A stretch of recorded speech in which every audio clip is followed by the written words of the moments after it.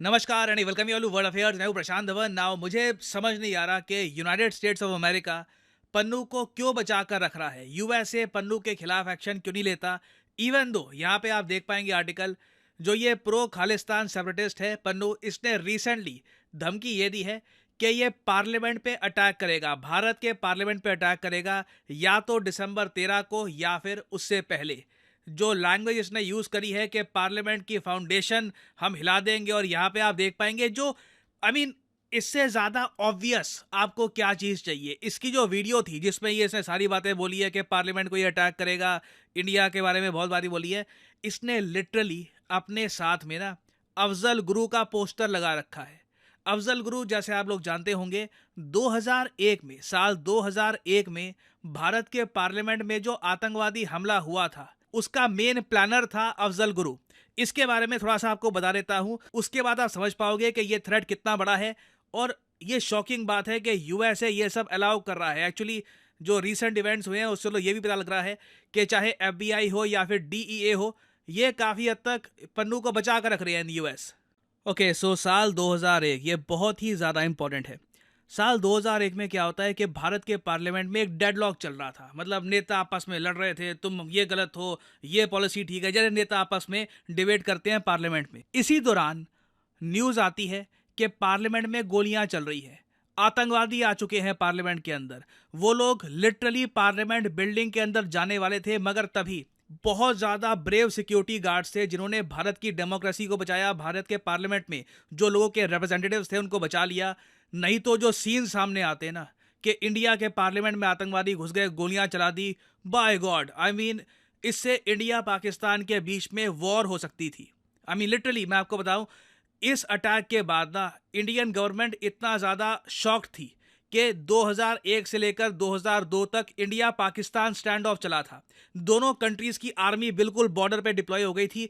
India ready था कुछ करने को, बट लास्ट मोमेंट पर कुछ किया नहीं, पीछे हट गए हम लोग। आप इमेजिन कर सकते हैं, हमारे पार्लियामेंट पे अटैक हुआ था।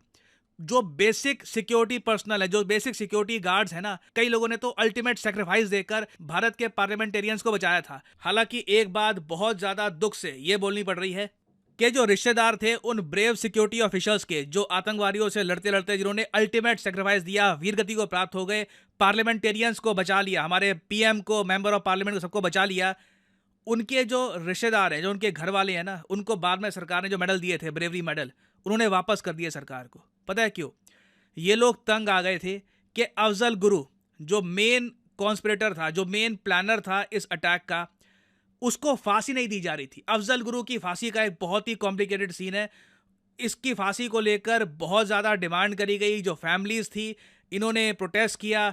आप देख सकते हैं 2006 की ये बात है, वो अलग ही टाइम था। और फिर बाद में 2013 में जब अफजल गुरु को फांसी हुई, तब जो मार्टर्स की फैमिली थी उन्होंने मेडल्स वापस लिए। आप इमेजिन कर सकते हैं, इन लोगों ने अल्टीमेट सेक्रीफाइस दिया, और 6-7 साल तक इनकी फैमिलीज इसी बात को लेकर स्ट्रगल करती रही कि जिस आदमी ने ये सब कुछ प्लॉट किया ना, उसको सजा दो। तो उसी अफजल गुरु की फोटो यहाँ पे इसने लगा रखी है, और यहाँ पे कह रहा है कश्मीर टू खालिस्तान 13 दिसंबर को कुछ बड़ा करेंगे, कह रहे हैं कि पार्लियामेंट को हिला देंगे वगैरह। और इसने लिटरली, पन्नू ने यूएसए में खड़े होकर, मोस्ट प्रॉब्ली ये यूएसए में ही होगा आज के समय, यूएसए में खड़े होकर इसने ये लाइन बोली है। इसने ये कहा है कि मेरा रिस्पांस होगा कि 13 दिसंबर को will be in contrast to 2001 Afzal Guru's resistance against extra judicial killings of Kashmir, but is going to still shake the very foundation of Indian parliament. इसने ये सब बातें कही है। और कई इंटेलिजेंस सोर्सेज तो ये भी कह रहे हैं कि पन्नू ना सिर्फ थ्रेटन कर रहा है, ये हो सकता है कि रिक्रूट भी करे लोगों को ताकि ये लोग पार्लियामेंट को अटैक करें। तो बिल्कुल देखिए, ये काफ़ी कंसर्निंग बात है।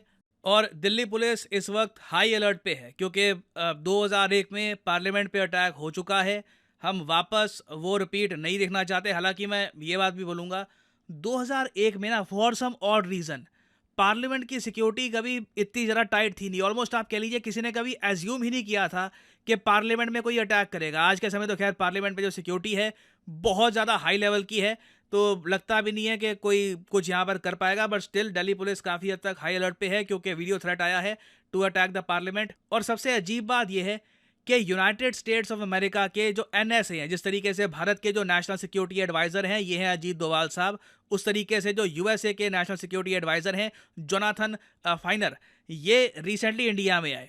इन्होंने पन्नू प्लॉट केस का इशू रेस किया। इन्होंने कहा कि देखिए, ये जो अभी न्यूज़ आई है कि निखिल गुप्ता आपकी साइड से आया, उसने यूएसए में पन्नू को मारने की कोशिश करी, ये बहुत गलत है। इट्स स्ट्रेंज कि यूएस इस इशू को इतना ज़्यादा रेस कर रहा है, स्पेशली जब पन्नू ओपनली इंडिया को धमकी दे रहा है, इंडिया के पार्लियामेंटेरियंस को धमकी दे रहा है। इससे पहले आपको याद होगा इंडियन डिप्लोमेट जो है कनाडा में, उनको मारने की भी ये बात कर रहा था। तो इट्स वेरी शॉकिंग और सैड कि यूएस आज के समय ये पॉलिसीज यूज़ कर रहा है। ऑब्वियसली देखिए, मैं अभी भी मानता हूँ इंडिया यूएस के ग्रैंड रिलेशंस पर इसका कुछ इम्पैक्ट नहीं होगा, क्योंकि इंडिया यूएस रिलेशंस बहुत इंपॉर्टेंट है। चाइना फैक्टर इतना बड़ा है कि ये सारी बातें, ये सब कुछ जो हो रहा है ना, एक बार को साइड हो जाएंगी, इन पर भी ध्यान दिया जाएगा, मगर मेन फोकस चाइना का राइज ही रहने वाला है। मुझे लगता नहीं है कि इस सब के बावजूद भी इंडिया यूएस रिलेशंस में ज़्यादा कुछ आप प्रॉब्लम देखोगे, इश्यूज देखोगे। बट मैं ये कहूँगा कि इंडियंस के मन में जो थोड़ी बहुत यूएस के लिए एक गुडविल बन रही थी ना, उसको बहुत ज़्यादा डिस्ट्रॉय करेगा। जो एक शक है यूएस के बारे में कि अल्टीमेटली यूएस फ्रेंड्स नहीं चाहता, यूएस गुलाम चाहता है। यूएस कभी ये नहीं चाहेगा कि उनको इक्वल फ्रेंड्स मिले, फ्रेंडली कंट्रीज मिले। वो पाकिस्तान जैसा सिस्टम चाहता है जहाँ पे वो सब कुछ कंट्रोल करें, कौन जेल में जाएगा, कौन नेता बनेगा, everything is controlled by the US. थोड़ा वो ऐसा सिस्टम चाहते हैं, और मतलब उसके लिए वेरियस इनके रास्ते होते हैं। So this is very concerning. और आई थिंक मैं यहाँ पे जानना चाहूँगा आपका ओपिनियन कि आप आज के समय इस सब के बावजूद यूएस को कैसे देखते हैं। Do you still see US as a friendly country, या फिर आप मानते हैं कि नहीं, US is not a friend of India? लिखिएगा इसके बारे में कमेंट सेक्शन में, मैं जानना चाहूंगा आपका ओपिनियन। और फाइनली यहाँ पे मैं आपसे क्वेश्चन ही पूछूंगा। क्वेश्चन यहाँ पर यह है कि इनमें से कौन सा एक सेशन नहीं है लोकसभा का। सिंस हम पार्लियामेंट की ही बात कर रहे हैं, तो क्वेश्चन यहाँ पर यह है कि इनमें से कौन सा एक सेशन नहीं होता ऑफ द पार्लियामेंट।